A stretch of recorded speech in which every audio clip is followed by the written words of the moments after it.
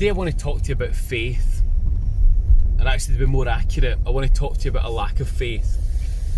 In order to do that and to help me explain, I've come out in my car to remind myself of when I first started to drive. You see, because faith is a little bit like driving or learning to drive. You have to get used to the controls. You got to get used to the steering. You have to get used to the fact there's pedals at your feet. There's a gear stick, brakes, handbrake, mirrors. You have to know where to look and what to do any given time. And everything's all very clumsy and very clunky. And if you're a driver, you'll know and remember what it was like when you started to drive. But I remember when I first got my licence, my instructor said to me, he says, "Okay, Kenny, now you're going to need to learn to drive for real." I found this a really peculiar statement because I was a fully fledged driver. I was a card-carrying licence holder. What did I still have to learn about driving? Well, it didn't take long before the wisdom of his words came true. I remember going out in my little Renault 5 Campus. I got it insured and thought, I'm going to burn some rubber. And I went out on the road and I remember going along this dual carriageway and I approached a roundabout.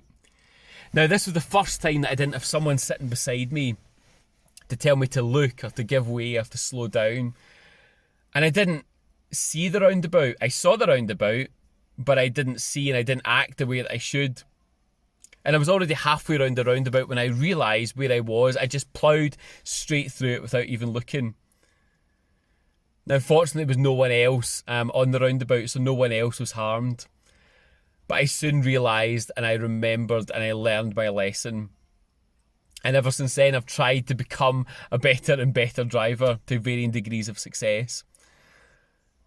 But faith is a little bit like learning to drive because things at the beginning are very clumsy and very clunky, and it's a learning process and how we develop. The disciples have been taken on a learning journey by Jesus to grow their faith. Remember back to the first miracle that we looked at in this series, where Jesus is in the synagogue and he heals a man of demon possession.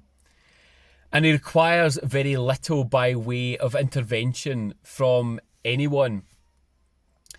However, by the time we get to the miracle that we looked at last week, the miracle, the feeding of the 5,000 men, not to mention women and children, with just a few bits of bread and a couple of fish. And Jesus says to the disciples, "Okay, guys, you do it.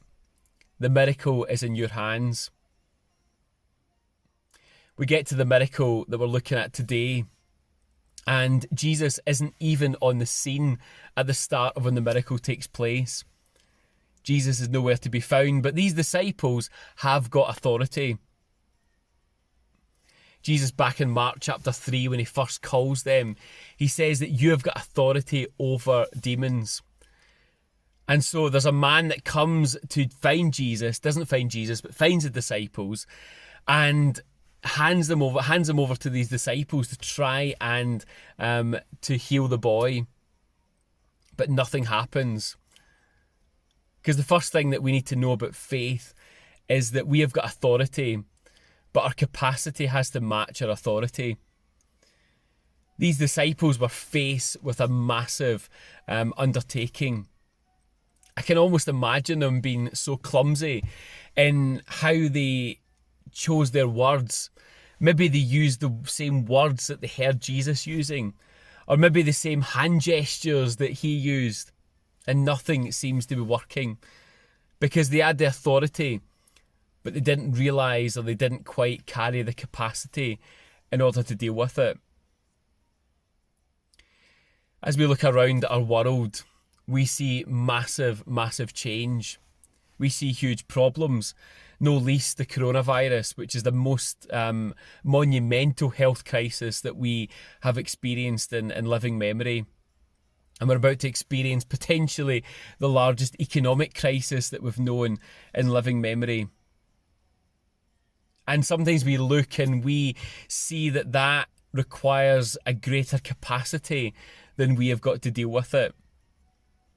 Even issues and problems in our own lives We don't feel as if we've got the capacity to carry. We've got the authority, but we don't have the gumption to carry that through. And the disciples were exactly the same. They had authority, but they didn't have the capacity. Then there are some religious leaders who get wind of what is going on. And they've been looking for a way to get at Jesus and to get at his followers. And so they start to go on the attack. And they say to the disciples, what authority, what do you think you're doing? And who do you think you're doing it for?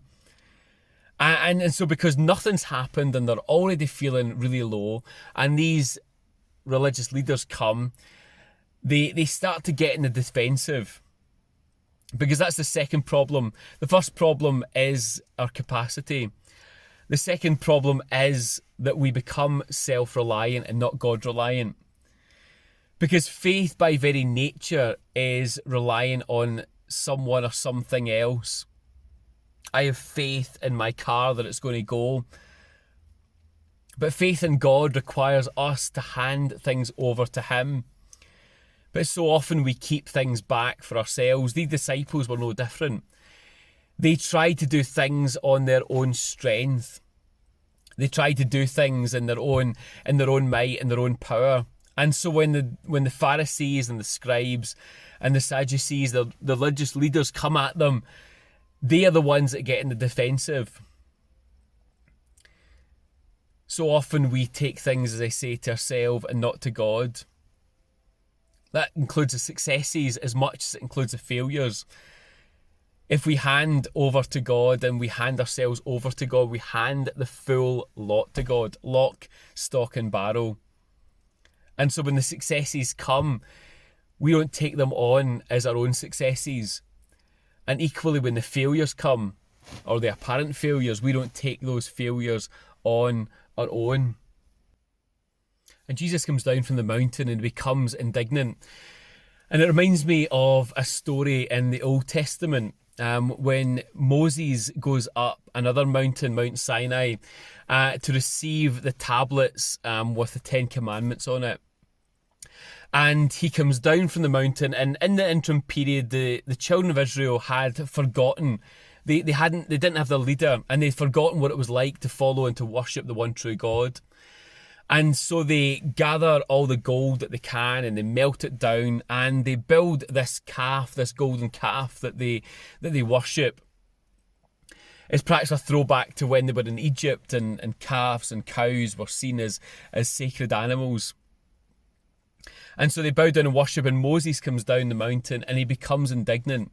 And he looks and he in fact breaks the tablets that God has given the law on because he's so angry with the children of Israel.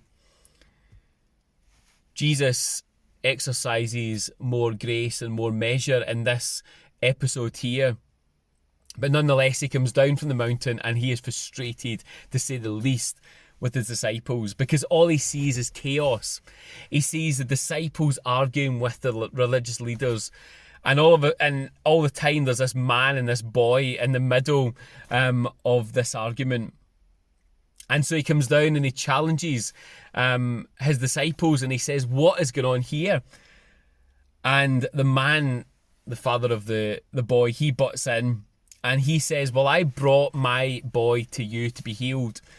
And instead, I find these charlatans, these disciples who have been able to do absolutely nothing for my boy. My boy is exactly the way he was. And so Jesus starts to tease out what happened and how long the boy had been like this and what it looks like. And then the father asks Jesus, well, if you can heal him, I would love that. It would be great if you could.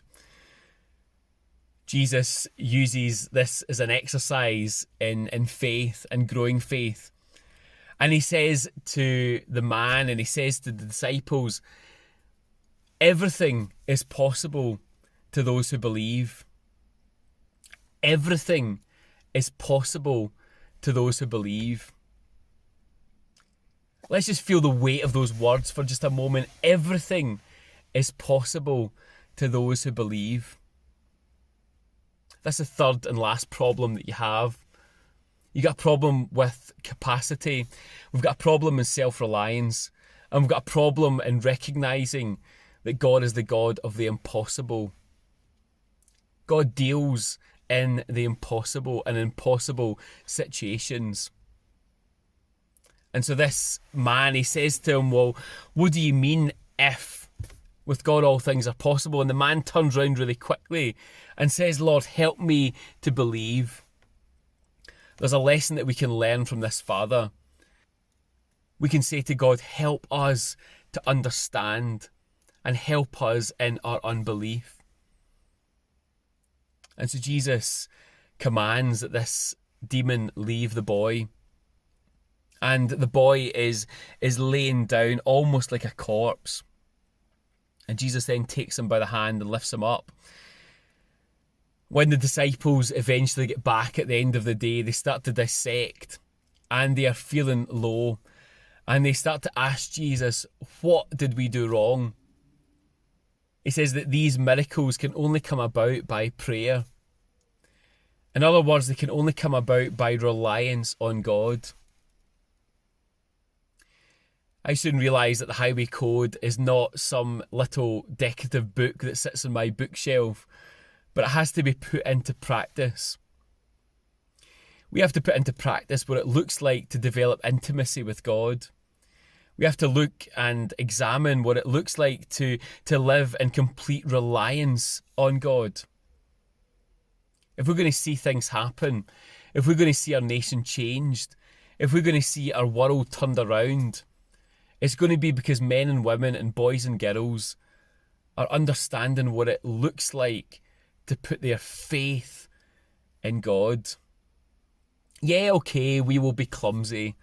And yeah, okay, we'll time to time make mistakes. And God will be patient with us. He gets where we're at. But he wants us to understand our authority. He wants us to understand where our reliance comes from. And he wants us to understand that he is a God who is able to do the impossible. So continue to grow in faith. Continue to grow in your understanding of a God who wants to use you for his plans and for his purposes. God bless you.